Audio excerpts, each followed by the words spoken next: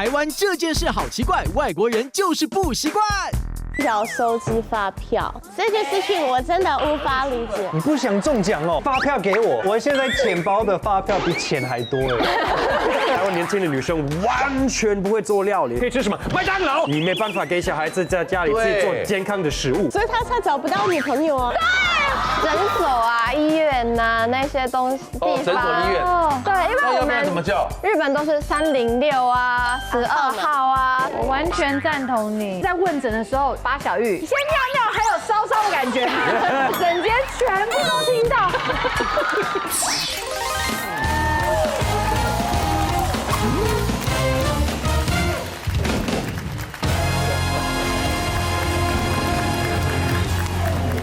欢迎收看《女王大人》。今天呢，我们邀请到了4位被台化很深的外国朋友。哦，他们长时间住台湾，就有哪些的事情让他们不习惯，又有哪些他们在台湾养成的好习惯，让他们觉得哎呦，他们更爱台湾了。爱台湾，欢迎他们出场。介绍我们这边 Justin。哇！哎呦！欢迎 Mayu。欢迎贺少霞。哦耶！欢迎大家。欢迎你们。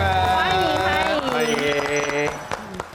Mayu，这个日本人来台湾已经7年了。对。Tasha 呢来台湾8年了。Justin 15年了。他连客语都会讲哎。对。好厉害。贺少霞，德国的这位德国人来20年了。我的老天鹅啊！欧洲的还有俄罗斯的这些来台湾都会觉得台湾特别温暖，但是他天气不一定啦，不是人情味啊，人情味，人情味。人情。可是台湾人特别喜欢我是反而觉得台湾比较冷，因为太潮湿了，我真的不习惯。我这样子我才可以。对，所以俄罗斯是干冷干吗？对，俄罗斯是干冷。我最近有去莫斯科，其实我穿台湾的衣服就可以了。对，可是那个时候是-10度。对，真的。可能体感已经就是我可以穿球鞋走在外面都没问题的。可是，在台湾我就是一定要穿那种就是毛毛的，然后都是很多层衣服我才可以。对，我们今天就来聊聊这个问题。在台湾住久了以后，我发现我变得更好了。哎呦，没有，我觉得来到台湾之后，我觉得跟家人关系更亲近。你家人有一起来吗？没有啊，没有。我妈妈有来过，她住台湾半年。哇，很久哎。对，很久了。你们是从美国哪一州来的？南卡罗来纳州。南卡罗来纳州。卡罗来纳州靠近什么地方？北卡罗来纳的下面。你这个背西卡罗来纳，我没有讲错，没有西卡罗，没有西卡罗来纳，西卡罗来纳的右边。中部、南部哪一边？东南岸。那他们来台湾，妈妈来习惯吗？习惯了。他很爱台湾他很喜欢，他很喜欢逛夜市啊，买包包、买鞋子。他中文没有学会，台语学会了。对，很厉害。他每次出门，他会经过一个卖饮料的店，然后他每次回家，他就说：“假爸爸，然后就离开了。”他以为是你好的意思，差不多，对，也是问好，蛮可爱的。但是我们国外我们没有孝顺。我们有孝顺这个字，但是我是来到台湾之后，英文的孝顺要怎么说呢 ？Filial， 你看我们根本用不到，因为我们没有孝顺这个文化。我们会为了父母付出一些东西，但是我们父母不会觉得说是一个应该的，我们会觉得说，你满18岁你就可以出去忙自己的事情，然后父母不会再烦你。但是我来到台湾之后，我体验到真正的孝顺这2个字的意思，它的意义。你怎么体验到的？跟你们在一起的时候，比如说丰年祭，我有参入台东吉拿鹿角的年龄阶层，阿美族的，然后年龄阶层我以前是最小的跑腿，叫做巴克隆爱，所以上面叫我们干嘛，我们都一定要干嘛。但是我有发现，其实他们对我们年轻的也很帮助。我们哪里需要帮助，他们是第一个提出说，我们来帮你。你大学生你没有钱吃饭没关系，我们请你吃，我们都会帮助你。然后我就会觉得说，你这样帮助我，你一个简单要我去帮你搬个桌子或者什么，是一个我应该去做的事情。互相的嘛，对不对？互相互相。然后我很开心有一个像我的阿美族的干妈，她以前都很照顾我。你有阿美族干妈？有阿美族的干妈跟干爸。对，还有干爹也有了。有哥哥，也有整个家庭，就过年的时候也会发红包给我。这么，你很喜欢原住民文化哈？很喜欢，因为跟我的文化很像，我也是打猎的。然后我觉得这个就是孝顺的一个精神啊。你以前照顾我，我现在照顾你，我现在有能力，因为你帮助我。那我现在回去美国的时候，我就发现，我妈妈她抱怨说，她一个礼拜要扫整个家庭跟拖地要扫3、4次。他觉得不管怎么扫怎么拖都很脏很大，然后小朋友很多，因为我妹妹生很多，所以他们你住乡下，你跑出来，你的脚上一定会有泥巴、土、草。然后我在台湾学会这个进家里要脱鞋的文化，对，你们那边不脱鞋的，不脱鞋，对，他们不脱鞋。你们是不是有时候睡觉也不脱鞋？我跟你讲，我们那边乡下有一首歌叫做 Whose bed has your boots been under？ 哇，他就是说你的鞋子放在谁的床底下。OK， 就歌词就是唱说你跟谁外遇，你跟谁劈腿，因为你要睡觉之前会把鞋子放在床底下。OK， 对，所以睡前才脱哎，很多是这样，这个没有错。那我就发现我们家门外有一个鞋柜，但是一双鞋都没有。我就问他们说，那你要不要我们就开始把鞋子放上去啊？不行啊，外面有蛇，有老鼠，有蜘蛛啊，我们不知道什么东西会跑进去。对呀。OK， 那我就把整个鞋柜放进去家里的门口那边。然后我就规定每一个小朋友进来之前，你要把鞋子脱下来，要有一个落成区，要有一个落成，要先教育他们，然后他们就每一个就开始脱鞋子，然后家里变得很干净，但还是有个问题，鞋子都脱了，但没有一个在那个鞋柜上，都是围着鞋柜，还是没有用到。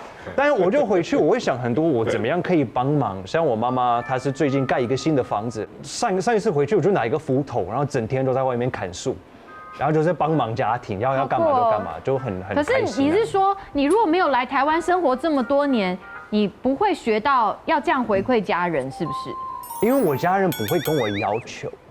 哦，就他也不会想要主动做这些啊，没有想过这些吗？对，你不跟我讲，然后我妈妈可能会讲说。没关系，我再请一个人，还有可能有电锯，他过来更方便。他变得很热忱，然后对家里面很愿意付出，对，会发自内心的一个付出。哦，这很好哎。我其实这个是有点好笑的，好养生哦。对，就是俄罗斯不喝热水吗？就是不喝热水，这个也是我也觉得很奇怪，我现在才觉得奇怪。小时候我都觉得这样子就是很正常，就是我们如果是比如说要煮热水，这个是一定是拿来泡茶或是去做咖啡的，所有的水饮料都是放冰箱，都不会放在外面。所以它都是很冰哎，然后就是我这一次回去莫斯科，然后我跟朋友去吃饭，然后就是他也是招待那个水嘛，我都跟他讲可以给我热水嘛，这个人就直接问我说你要吃药吗？我就是超气头，我就想说你有病吗？人才喝热水，我不用吃药，我就问他也不懂他的意思，我是不是有病还是怎样？人家看你精神问题，我就是有一点靠药没有，我就习惯喝热水这样子，就这样看我就是。你会在那一刻觉得自己有点不像俄国人吗？对，然后就是我就觉得太奇怪了，然后我朋友也觉得很奇怪。你这个习惯几年了？其实一开始我来台湾也不会做就是不会喝热水，对。可是我开始，比如说常常就是有头痛还是怎么样，我就是常常不舒服、很疲劳，我又去看中医，他又跟我讲说一定要喝热水。你还会看中医哦？对，因为西医已经没救了，我就看中医，然后就一直头痛，一直头痛，然后那个中医说就是因为你喝冰水啊，所以你也觉得中医比较好的？对。哎呦。俄罗斯人对中医了解吗？其实现在越来越了解了。哎呦，因为这一本来你们会觉得像是巫术吗？觉得无数，或是觉得说像看那种电影，比如说有什么火把人家那种烧上面那样。对。然后我第一次看综艺，其实我妈妈也很反感，她就说那一定是什么做一些很奇怪的事情，因为还要扎针啊，还要。对我妈说你要小心，你不要这么相信。她真的把它想成一个 cult， 就好像是一个宗教。对，她说不要这样，不要相信，不要。然后比如说我跟我妈分享说，因为我妈也常头痛，然后那个中医跟我讲说要少吃香蕉，我就跟我妈讲你要少吃香蕉，我说你看。他们就开始控制你，我就吓死了，控制你。对，我要说头上又扎针，对，我说你要小心。可是后来我爸爸就很突然说他也想要吃一些东西，然后他也被影响了。对，就是他一直听我讲的，我妈说他想试试看，我妈也是很反感，我妈说万一人家死了怎么办？我说不会，然后我就真的有跟我那个中医师讲说我爸爸的问题，他说他没有办法就是确保他是什么样子的原因，因为他没有看过他本人，但是他建议对，然后他建议给他带一些就是比如说煮汤的那个补汤的那些东西嘛，就补身体的药膳。好，对，然后我就带给他用嘛，我爸他吃了，他说哦他是舒服啊，很喜欢，我妈才开始。就是好像对中医比较有那个，比较没那么排斥，对，没有那么排斥。可是现在我妈反而，我们最近有去中国，然后我妈说我们要去买那些煮汤的那些，我妈就开始在家里吃什么鸡汤啊那种东西，我妈就开始，妈妈也被吸收了，对，她可能也是加入了这个套，吸收了，这个组织啊，这个邪教嘛，她也被吸收了，所以她现在就反而觉得说，他一定要来台湾，因为我弟弟有来过，然后也有把脉，对，我妈说好，他现在也要来，然后他也要找我中医师，然后也要把脉，然后他要学怎么变瘦，因为他是最近发胖了，然后说什么头发他要弄怎么样，我就对，很棒，所以我妈现在也开始喝热水。你喝热水，接下来会发现另外一件事情，你会老得很慢。哦，其实真的有。因为我发现其实外国人不是老得很快，然后亚洲人老得比较慢，看不出年龄。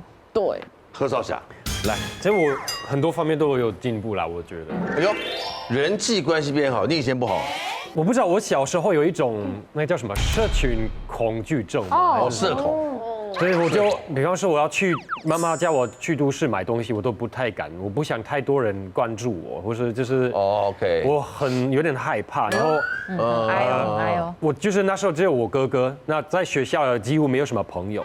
你不觉得 friendship 很重要？我觉得很重要，但是我不知道怎么建立这个 friendship。我就觉得，大家跟我不一样，我就不知道怎么跨过这个门。哇，那你还来到了一个这么不一样文化的国家。所以后来就选择来台湾。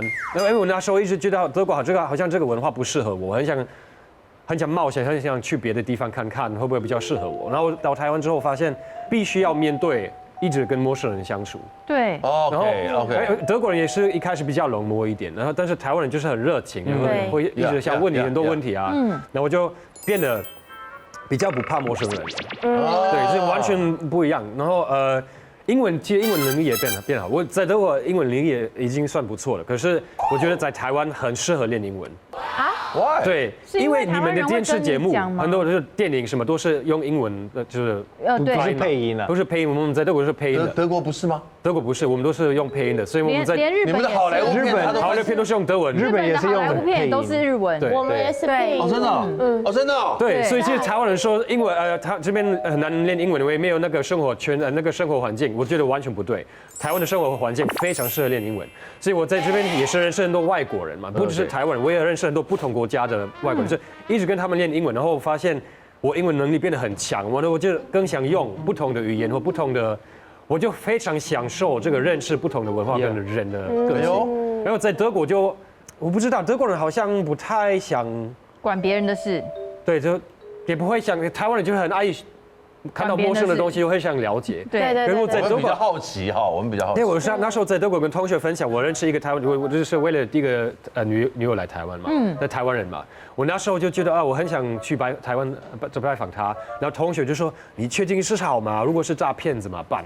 他真的会不好吗？我在想说，你们的想法太保守，太保守，我就很想看不同的生活。那我就在台湾一直不断的挑战自己的东西，就是新的生活经验。我就如果我待在德国的话，我觉得我已经可以想象我的这辈子会怎么过，就是读大学毕业。然后就是找稳定的工作，然后20年都不要换任何的工作。那边的人就是非常稳定，我觉得太 boring。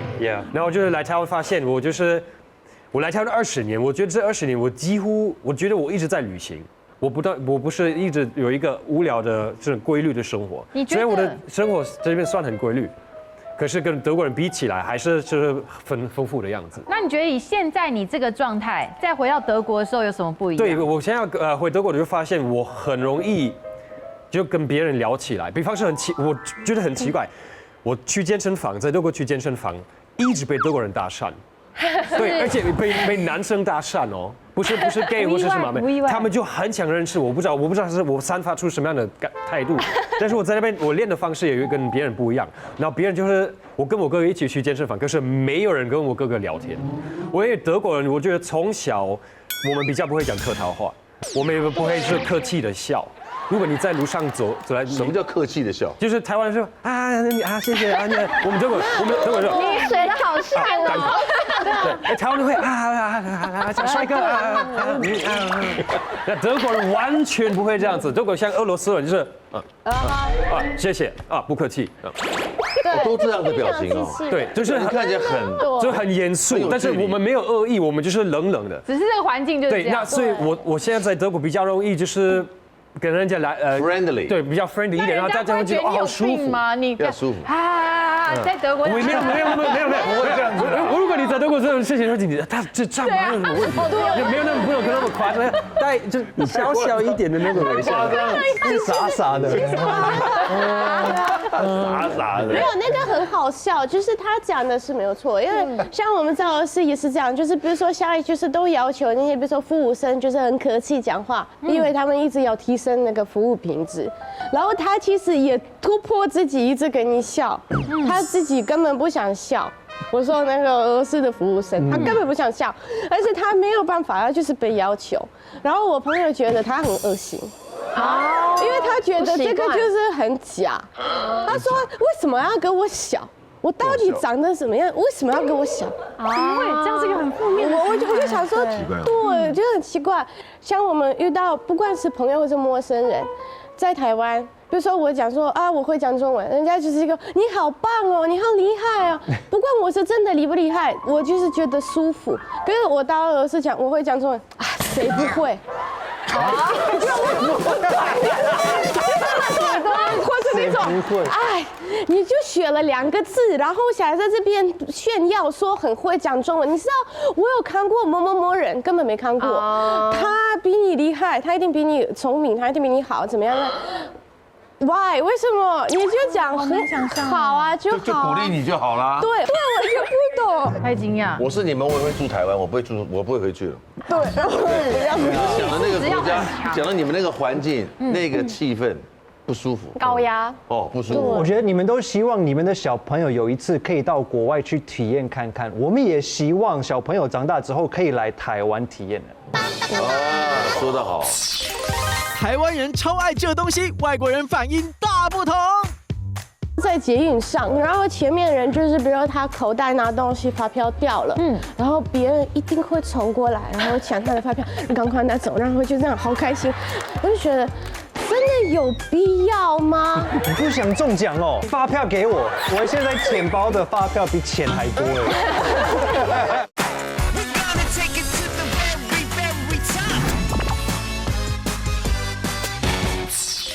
应该请他们来当台湾宣传大使。太棒了，他们什么都可以啊。对，我是变成吃喝玩乐台湾通。那当然，对，反正是吃喝玩乐日本通。来台湾就变吃喝玩乐台湾通。可是因为我是高中毕业之后就来台湾，所以我在日本的时候其实不常出门，比较宅，就除了打工、读书以外都在家。真的？对，但是因为台湾就是朋友的朋友都是朋友，大家都是朋朋友的友。朋友都是朋友。真的啊，真的啊，就朋友的朋友是都是朋友真的是这样，台湾人都很热情，所以我来台湾之后呢，就是很多人都带我去看台湾的景点呐，然后带我去吃好吃的东西呀，所以呢，我就变成台湾通这样。贾斯汀也说，就是跟家人的关系也变好了嘛，所以我也是，因为我姐姐前阵子来台湾玩，然后来找我，然后这一次呢，我就带她去宜兰玩，因为她之前来过10几次以上了，因为很近嘛。但是她之前都是在台北，所以这次带她去宜兰，然后去什么传艺中心逛逛啊，然后去吃什么早餐啊、夜市啊。因为我之前就是还没有住那么久的时候，还没有那个口袋名单，我不知道哪里的臭豆腐好吃。然后我这一次就是住7年，我知道哪一家臭豆腐好吃，大肠包小肠好吃。然后这一次就特别带他去我喜欢的店，然后他之前是不敢吃臭豆腐，然后一闻到那个臭豆腐的味道就恶心，对啊，然后就那个真的没办法不是一般人可以驾驭的。但是你喜欢吧？我超爱，我真的超级爱，然后一定要那个撕开，然后把那个台式放进去，然后再辣椒进去，没错，然后我就叫他一定要试试看，然后我姐姐就是尝试了嘛，她就说，意外没想到那么好吃这样子，我就觉得很开心。但是呢，因为我觉得有一点难过的是，因为他来之前。他上次来跟上次见面有一段距离，所以呢，就我发现他气色就变得比较不好了，就是能明显的感受到他老了，因为很多吗，姐姐？他大我7岁。对，然后就开始关心他嘛，因为就是没有住在一起，关系也比较好，我就关心他说，是不是最近过得比较不好啊？他的气色怎么那么不好？这样子对。然后他就说，因为换季的时候啊，或是冬天的时候，就比较容易感冒。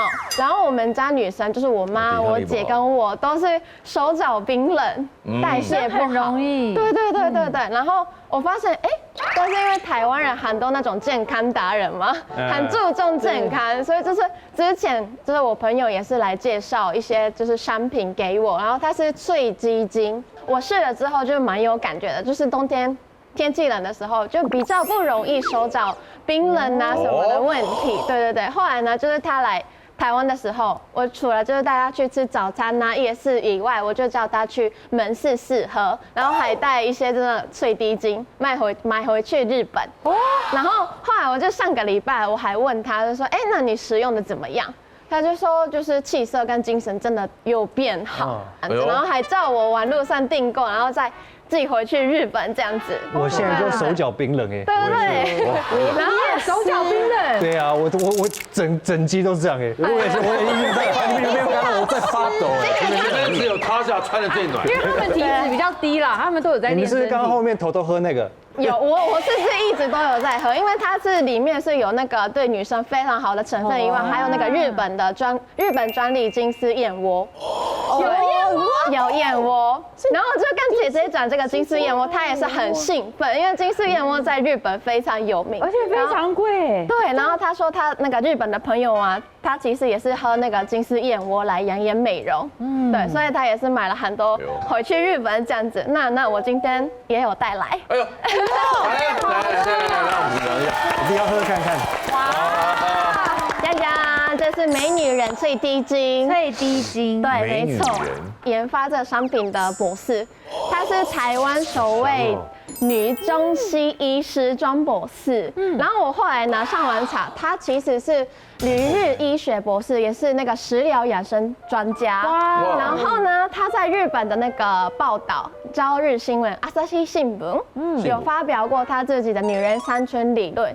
那个理论是，就是透过女生呢，可以透过初潮期，然后怀孕、生产期，还有更年期的时候，都会是那个改变体质的好时机这样子。这个理论呢，就让那个博士呢，成为日本早年皇室的Michiko様的家庭育婴顾问。皇室的育婴顾问，对，家庭育婴顾问，这非常厉害。对。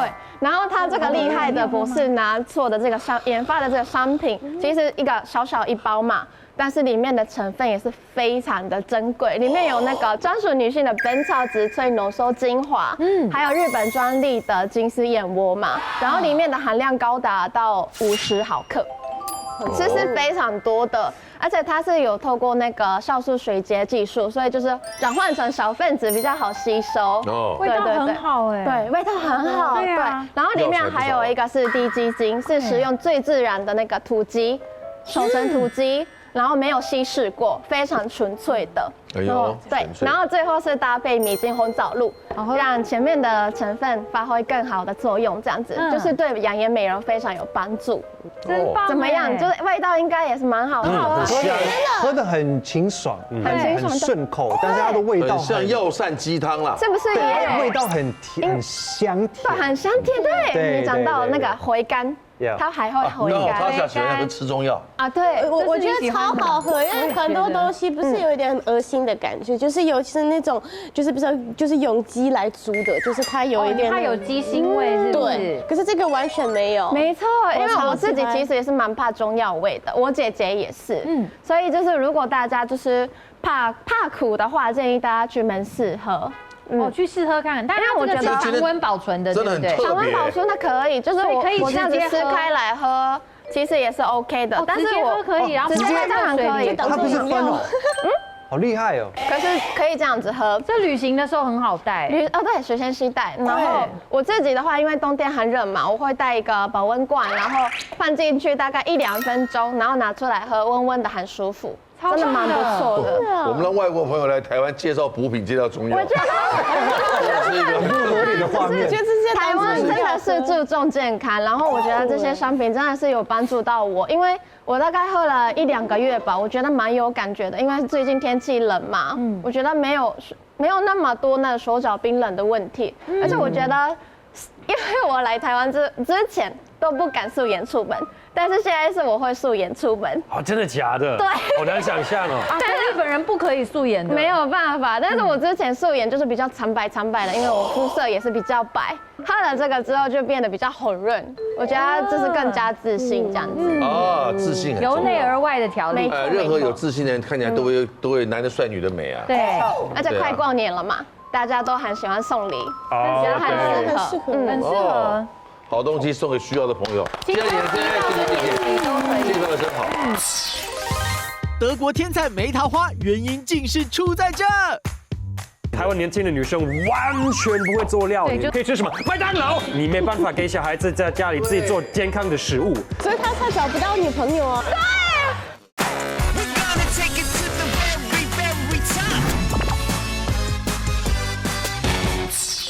接下来第2个环节，我们也不能只讲好的，好不好？不要对不对？对，在台湾住久了，这件事我还是不习惯，还是不习惯。我先讲，就是来了8年，对，东西要收集发票，这件事情我真的无法理解。你不想中奖哦？俄罗斯对，就是我不懂这件事情。你发票给我。俄罗斯没有发票吗？有发票，但是我们不会中奖这个东西，我们没有，就是不会对奖嘛。但是我是比较对这件事情比较随意，就是中就中，不会中那就没关系，下次这样子。但是我发现有一些人真的就是因为这件事情有点疯狂哦。怎么讲？就是有一次最近啊，我就是有停车，然后在停车场，然后就是我要付钱，然后就是我前面有一个阿姨，她就是已经付了钱，交了钱，好就走掉了。然后她不是那个发票会掉在那个里面嘛，在那个机器里面，她也没有收她的发票，她就直接走掉。我就想说。还好 ，OK， 那我就下一位哦，好，那我就输入我的东西，然后我就因为我有打统编，所以我一定要拿到那张发票。可是里面已经有太多发票没人收，没人拿。对，所以我就是也不知道我的发票是哪一张，我就全部都拿出来，然后去看，就是我的是在哪里。然后那个阿姨突然转身过来，然后眼对着我，然后她就是她连问都不问，她就直接开始大骂说。你这个外国人收走了我的钱，怎么样？我就想说，我没有，我就想说，我也没有偷你的钱，还是我就怕他是不是卡片掉了，还是钱掉了，他以为是我拿走。我说阿姨我没有，怎么了？他就说你拿走了我的发票，我的中奖发票，你怎么样？你看，我就说，我真的没有，我就是因为里面就有很多发票，我全部都拿出来了，我就找我自己的，我以后就全部都换进去。他就说，我这样子就不知道我的是哪一个，你就是拿走了我的，怎么样？我就想说，那你自己不是先应该拿嘛？你现在骂我干嘛？然后我真的已经受不了，因为我觉得他有点神经病，所以我就直接说，好，那全部都给你好吗？你连你的都给了？没有，因为我有同编，没办法，然后就全部那一叠就全部都给他了，然后他好开心哦，他就直接把它收进去他的包包，然后就赶快跑去上他的车，我就觉得。真的有必要吗？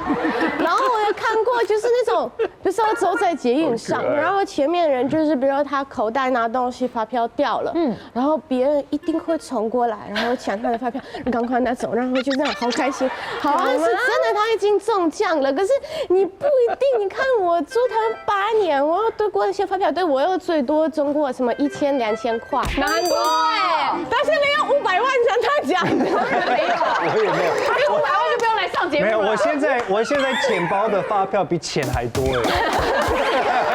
你要载具吗？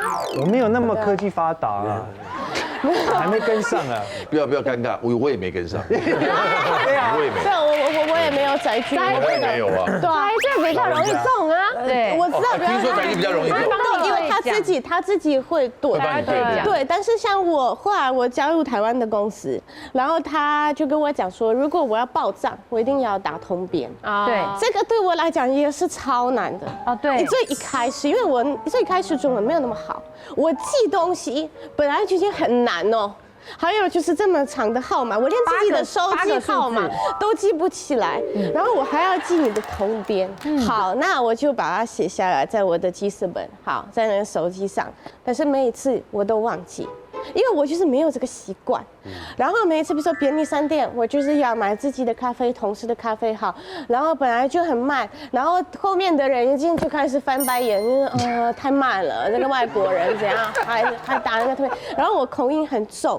然后那个店员也是，就是好像已经很恨我，因为他比如说我念给他，他就是每次6听成9，然后就怎么样，我就有的时候就直接放弃，我就不要了，我走掉了。但是后来呢，就是我现在的公司，他就跟我讲说，就是每个人就尽量多打通编，然后我就想为了不忘记，我就每一个东西都打通编。 都打统编也不见得可以报账啊。没有，我没有报账啊，我没有报账，我就是已经练到了，对啊，我就自己记住了，我就自己记住了。其实对我来讲，这是一个在你身上就好了。我就自清个通编，没有，其实那个载具也不是一个 QR code， 它就是 barcode。 你也可以刺青，对啊，刺青就好了。好，那我就下次刺青了。不要！我觉得以后我们出去就手上，你要 QR code 吗？然后就扫就给他扫。你要barcode吗？要就给他这样扫。我觉得这样应该蛮好玩的。然后他烧完之后说啊，不是 Line Pay 是接口啊，接口。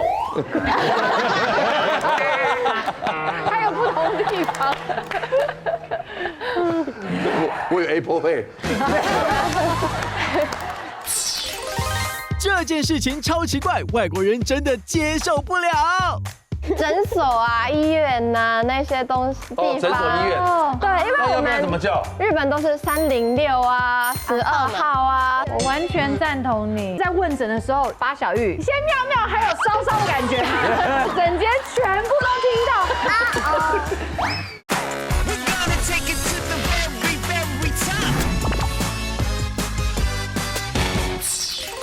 外食文化重油重咸。哎，德国菜也很咸德国味道也不淡啊。没有，其实先不是重点，其实我觉得是太多人工食品素食的东西。哦，比方说台湾人很爱吃麦当劳，那是美国的啊。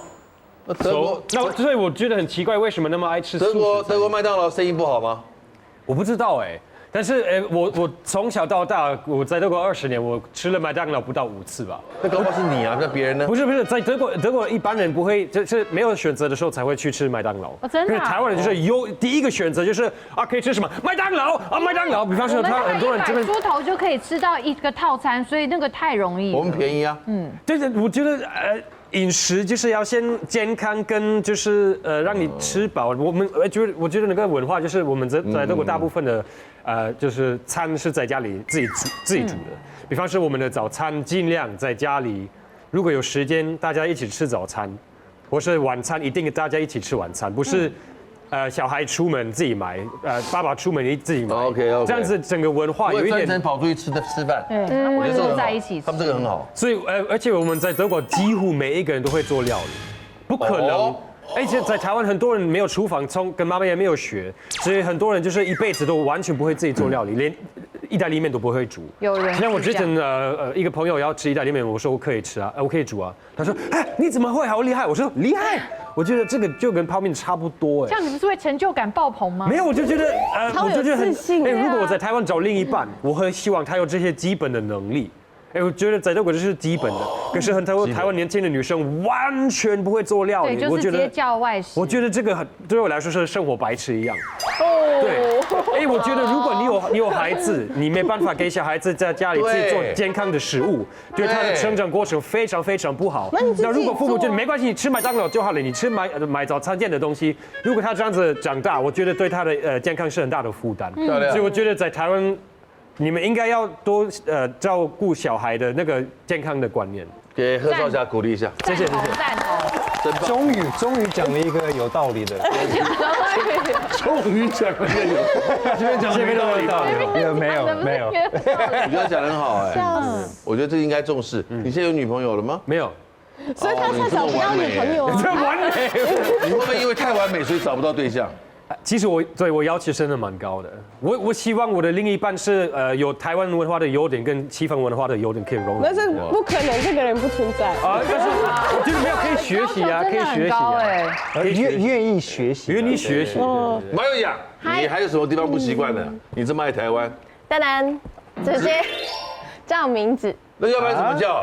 不是，我的意思是说，诊所啊、医院呐那些东西地方。诊所、医院。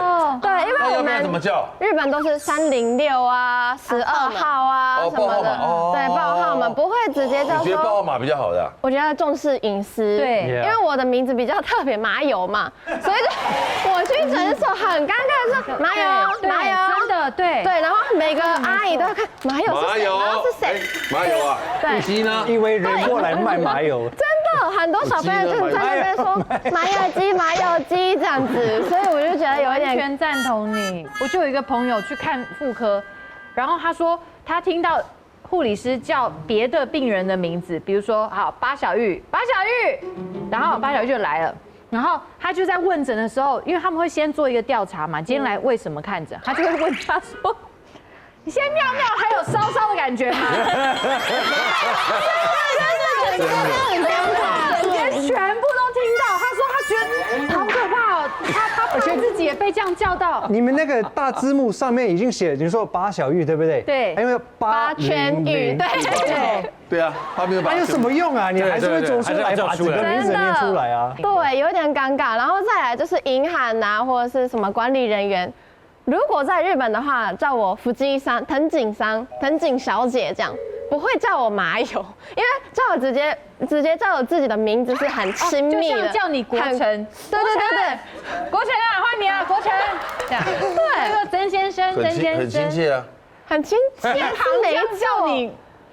银行叫国成跟你领钱了，我觉得这样就是有一点太 over 嘛，对我来说。然后有一次我就接电话，他就说麻油，喂，麻油吗？我想说哪位朋友直接打电话给我，他就说哦这边是什么什么银行，我说啊什么东西？为什么银行的业务要直接叫我麻油？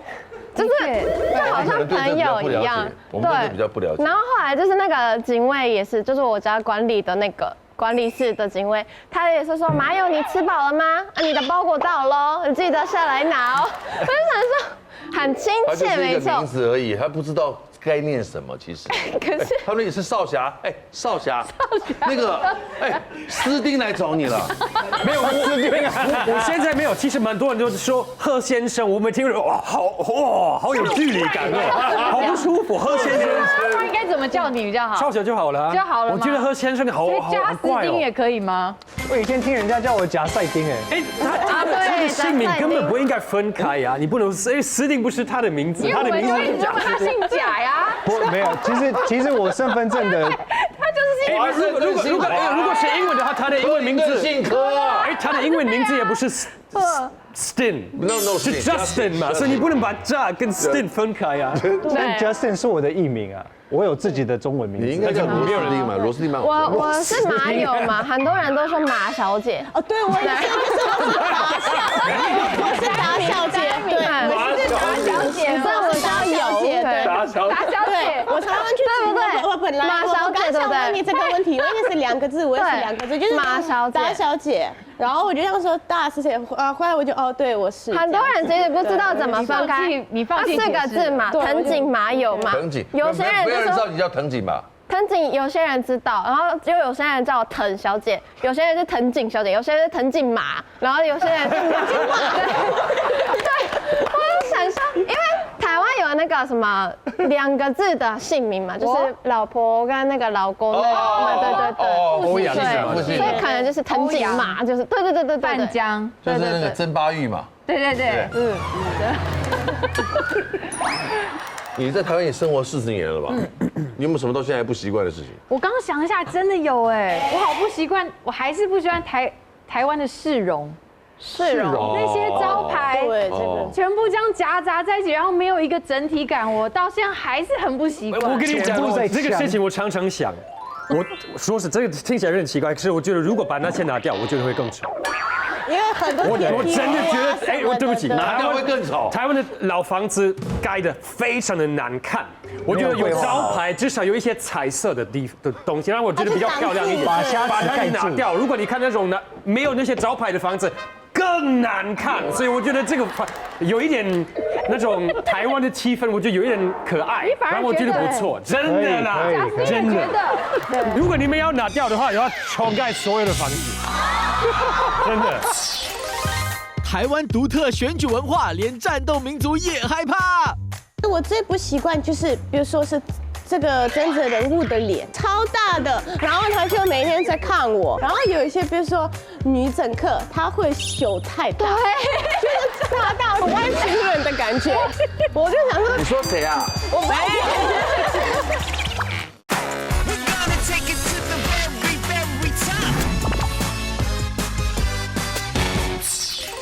如果你们要拿掉的话，要重盖所有的房子。我觉得最奇怪的地方，没有，我觉得就像，其实我非常的同意。你也同意？对，就是如果你的脚把它拿掉，就是会不好看，但是要挡住。可是我最不习惯就是，比如说是这个真实人物的脸。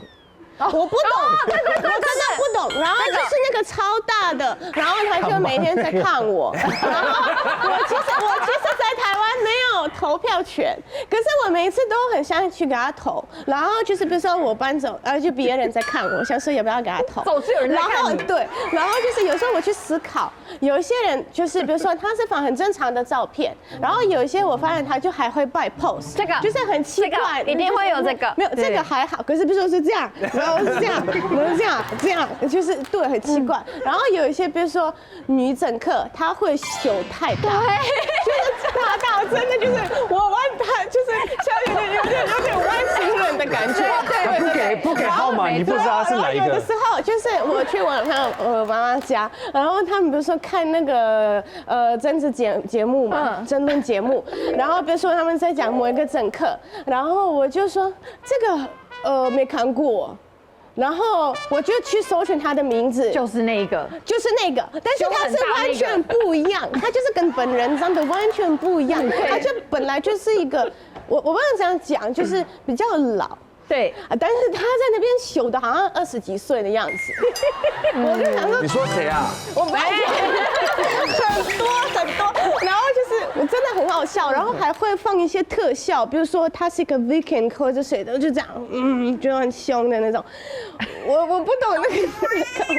他会弄得像维京人这样子。对，有。但是你刚才讲这个，我深表认同，对不对？我们的市容真的整体规划哦。如果从上面往下，真的空拍机看每一个地方的话，铁皮屋，跟铁皮屋，那铁皮屋实在是密度太高了。对，爱排队抢东西。哦，你们美国不排队的？没有，他们只会抢东西。直接抢，对，直接抢，很幽默。抢东西。等一下，等我们下场我就抢东西了。不排队抢东西，不排队，对。比如说我家那边，我们拍超过半个小时，我那个长辈会走进来，把整个餐厅骂一顿，这个是不可能发生的事情，特别在素食店，比如汉堡王。来到台湾之后，不是有1年有那个 Krispy Kreme，对，刚来的。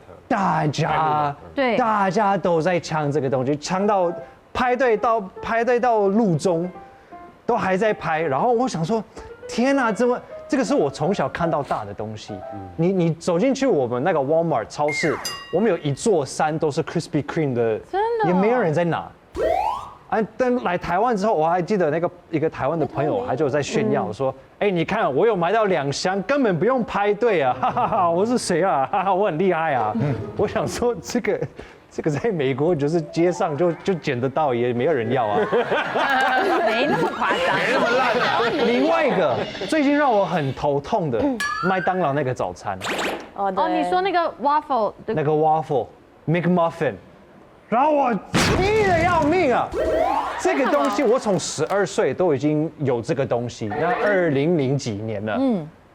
哇，这个我从小吃到大，然后我想说，终于台湾有这个东西。被你们全部抢光了啊！对，被你们全部抢光。我看 Uber Eats， 哎，订不到，哎，我去店面，人说啊，已经来不及了，8点来不及，去上班买啊。你们早餐到10点半，我还来不及，还有2个小时。他说你要开店就已经来了，好 ，OK， 没有关系，那我就等到开店。哇，你也现在也是爱排队啊？对啊，对不对？对啊，没有，我想我就等到开店，我一走进去，我看那个。早上6点多，拍到路中哎，谁排队了？不吃了。所以还是不要吃外食嘛，在家里自己做早餐不是比较顺吗？对，你这奇怪哎，真的，我要开始照你了。哎，你真的好会插话哎，你这个见缝插针。下一次不要同场，对。不要同。好，在座的所有的我们的来自不同国家的好朋友啊，来了7、8年的，来了15、20年的。他们在来台湾之前呢，或许对我们的文化跟生活方式会感到有一些陌生或好奇。然后随着你在台湾居住的时间开始长了，原本那些不习惯的，慢慢的随着适应呢，而且融入这片土地之后，逐渐成为你生活中的一种稀松平常的一部分。你会变得非常的习惯。这种台湾化的一种本土的认同，它也让台湾成为你们的第2个家。对，谢谢你们选择台湾，谢谢台湾，也希望你们让台湾越来越好 ，OK， 好不好？女王大人，下次再见 ，See you， 拜拜。